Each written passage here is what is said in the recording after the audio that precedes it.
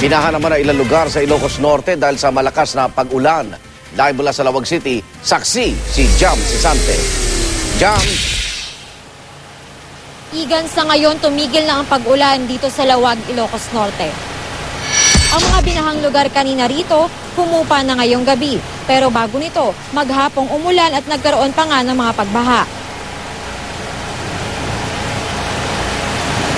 Sa lakas ng buhos ng ulan kaninang umaga, umabot hanggang tuhod ang baha sa ilang bahagi ng Lawag City. Ang ilang sasakyan tumirik habang may mga napilitang tumigil muna sa pagbiyahe.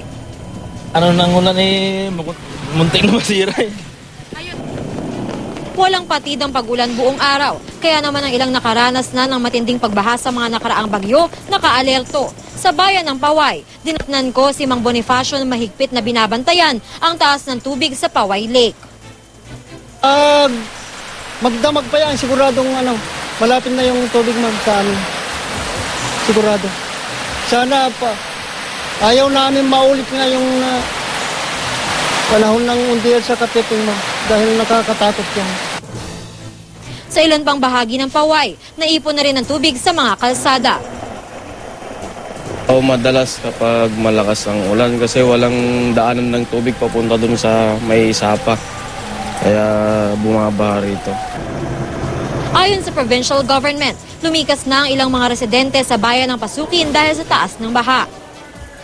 Kung kinakailangan lumikas, talagang voluntarily magsilikas na dahil yung malalalim na tubig ay hindi natin maiwasan ay kailangan mag-evacuate na tayo kung kinakailangan. Sa ngayon, hirap pang puntahan ang Banggi at Pagudpud dahil ginagawa pa ang tulay at binaha naman ang mga alternate route. Tuloy-tuloy rin ang pag-ulan sa tabing lalawigan ng Ilocos Sur. Sa Candon City, maagap nang naghanda ang mga nakatira sa mga baybayin. Ang ilan, nagsalansan na ng sandbags, habang ang mga bangka, iniahon na ng mga mangingisda sa Pampang. Igan, sa ngayon ay hindi naman daw kailangang mag-declare ng state of calamity dahil under control pa naman daw ang sitwasyon. Mula dito sa Ilocos Norte, ako si Jam Sisante, ang inyong saksi.